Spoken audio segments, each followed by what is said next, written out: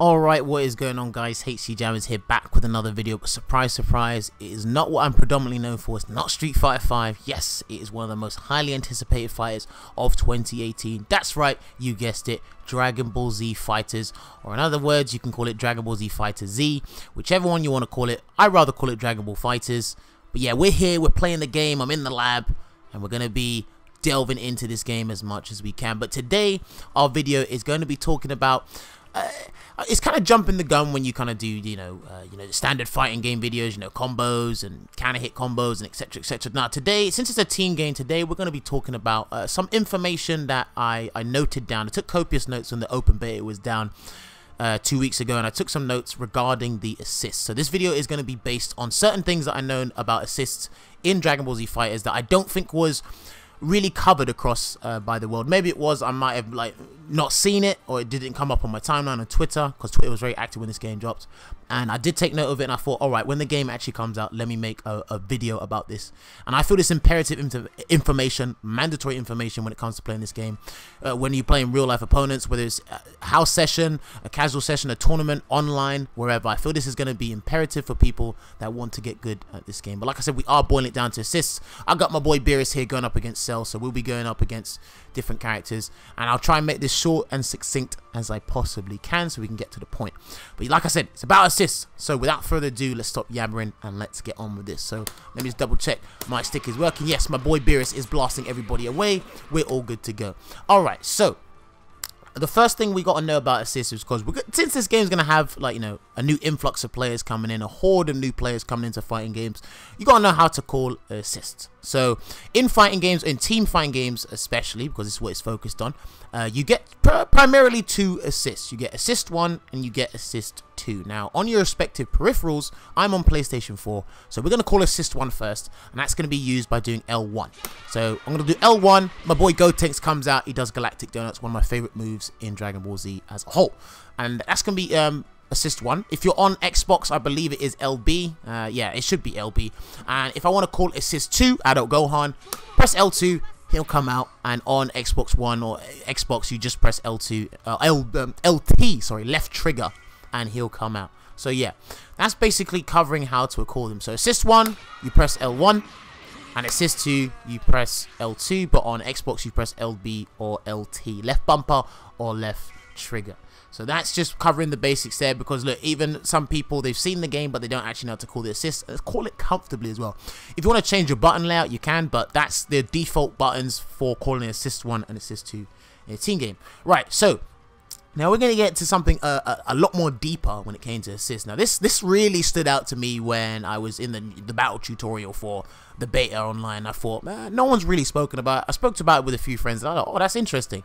I knew that assists had this sort of thing, but I didn't know it was a big deal in Dragon Ball Z FighterZ. And we're going to be talking about recovery time on 3 different types of ways to call assists, or just change characters, because recovery time, there's a thing called cooldown time on assists, and they have sometimes they have a universal time frame, so it affects everybody no matter what you does. But in DBZF, Dragon Ball FighterZ is a little bit different, and I'm gonna do it from the slowest recovery time to the quickest.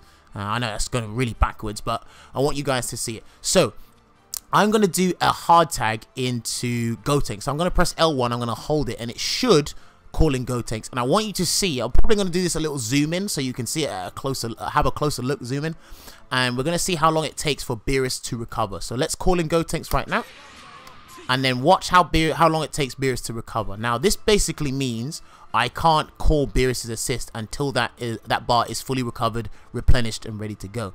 Now that took quite a while to recover, so let's show you one more time. Let's go from Gotenks to Beerus, hold the button, and then watch the recovery time go. That's a very big deal. Now, that's only applying to when you hard tag. Now, basically, a hard tag is a raw tag. Self-explanatory. I'm just going to tag the guy in. No holds barred. I don't care if I get punished. I just want this guy in. Don't care what happens. That's a hard tag, essentially what it is. So now we're going to go to something that has a little bit faster recovery time, and that's the assist call itself. So I've done this earlier to call the assist, but now we're going to pay attention to recovery time. Again, I'll give a little box so you can zoom in, or we're going to zoom in so you guys can see a closer look and see how the recovery time on this one is relatively quicker, but not as quick as you think it is. So let's call Gotenks. Alright, Golden Galactic Donuts, he disappears, and the recovery time is slightly faster than the hard tag. Again, something that I feel people missed out on, but I think it's a big deal. So let's call in Gotenks again. Watch the recovery time. This is going to be a big deal. I urge everybody, I implore everybody to take these notes down, because when you're playing against people, you want to memorize this stuff and make sure you're attentive towards it.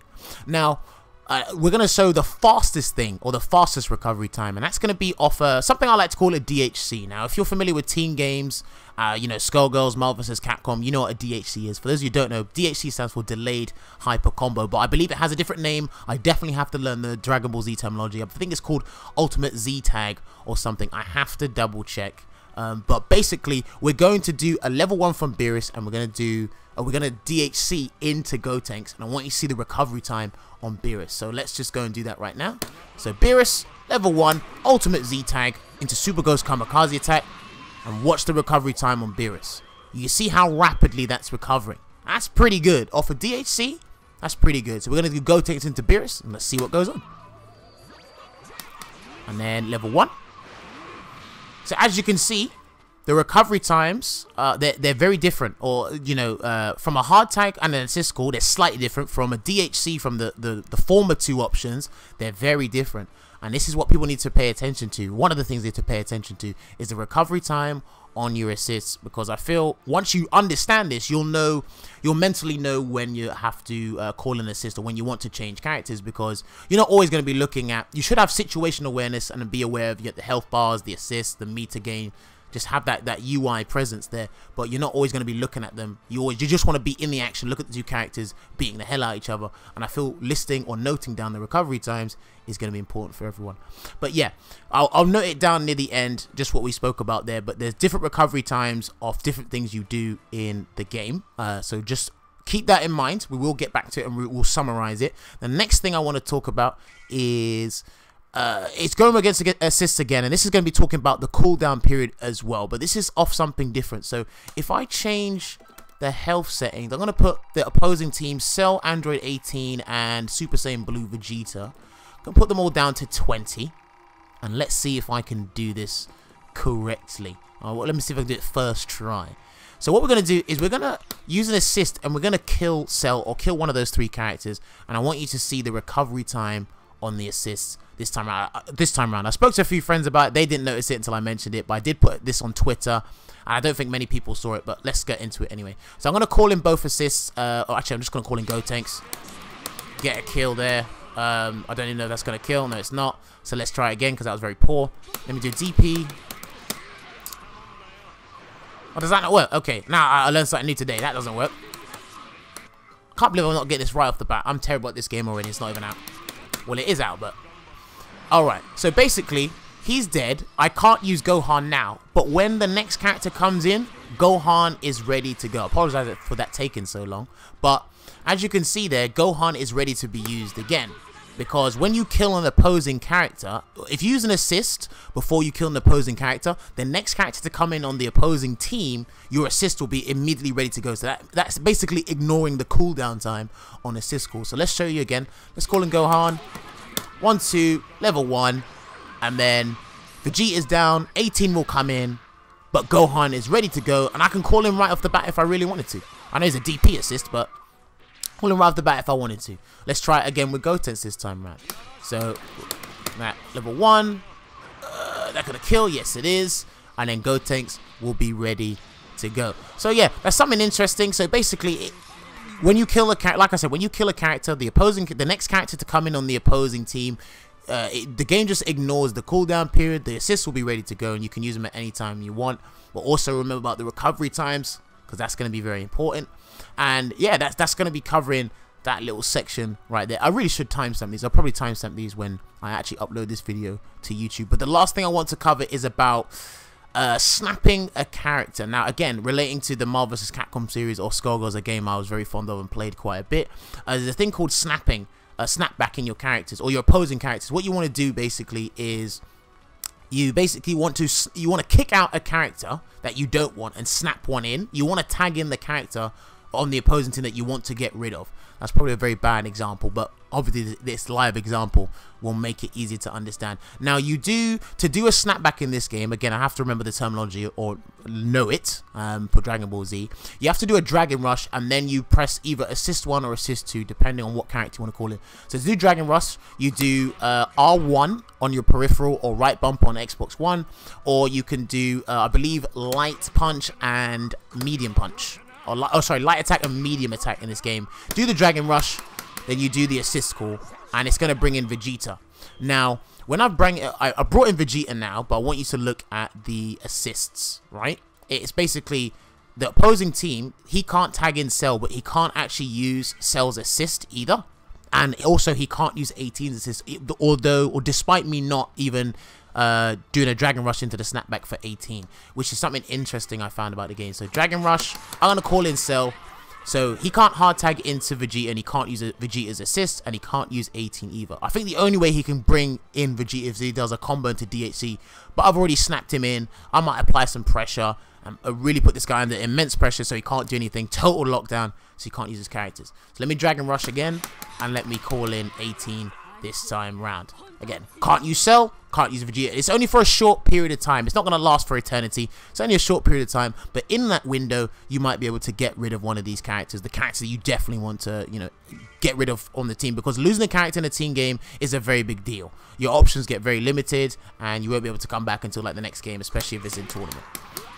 So you snap that back, and they come in there, and then you just apply pressure. And I feel this would be a very good tactic when, or you can snap in a character anytime you want, but I feel this would be a very good tactic when, like, you've seen all the free bars on the opposing team, they got 20%, but it might be an interesting tactic around there.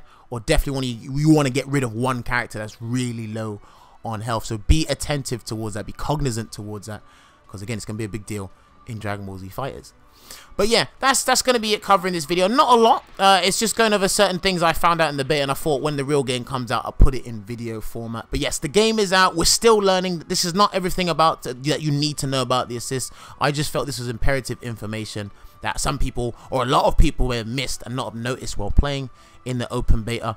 And I'm putting it here in video format for you guys to note it down and have it in your mind when you're playing, and especially when you're going up against real life opponents, because this game is going to be interesting and it's going to be enjoyable to watch anyway. But I feel 6 or 8 months down the line, when everybody knows the key information, the key points about this game, it's going to be a scintillating thing to watch. But yeah, this has been your boy HC Jammers. Hopefully this video has been insightful and you guys can walk away knowing something a little bit more about the assists. So let's just summarize what we were talking about today. I'm going to put it up on screen right now so we can recap it.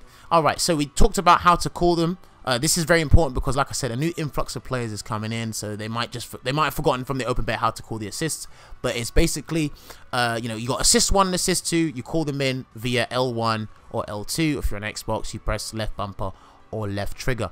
A more important thing, a more intricate thing, the recovery time on each. There's different recovery times. Hard tagging, you have the slowest recovery time. Assist call, it's relatively faster than the hard tag. And obviously, if you do a combo into the ultimate Z tag or DHC, again, memorize the terminology, Jammers, I'm saying this to myself, that has the fastest recovery time when it comes to assist calls. Recovery time on them is important. Please, please, please note that down. Please, I implore people to do that. Also, when you kill, if you use an assist before you kill a character, when you kill a character on the opposing team, the next one to come in, the game basically ignores cooldown time, so your assists are ready to go and you can use them at any time you want, even if it was at 99 seconds, although arguably there's not 99 seconds in this game, but you can use it right off the bat when the next 2 characters are fighting. That's definitely important as well. And snapping in a character, when you snap in an opposing character, what it does is the character you kicked out, the opponent can't hard tag into them or use their assist, and they can't use their other assist if it is available for a short period of time. I definitely have to word these differently when I'm typing them up. But yes, that's going to be all the information there. If you guys did enjoy the video, then please feel free to let me know in the comment section. If you're not subscribed to the channel and you do want to subscribe, you're more than welcome to. If not, it's not the end of the world. I'm just here to provide content for the people that do enjoy watching my videos. If you want to follow me on the other following social media outlets, my Twitter and my Twitch are in the description below, so you be sure to go check them out. But yes, Dragon Ball Z FighterZ is out. Everyone, I hope you guys do enjoy playing this game. If you're a fighting game head, I hope you enjoy labbing this game. Hope you find your team. I'm going to try and balances to Street Fighter 5 as well as other games. But it's going to be a fun time to be playing this game, and this is one is it's going to be very interesting to watch and play, because it's Dragon Ball Z, man. Who doesn't love Dragon Ball Z? Well, I know a lot of people that don't, but hey. Alright, it's been your boy Hasty Jammers. Enjoy the rest of your day, guys, and take care. I'll see you on the next DBZF video. Take care.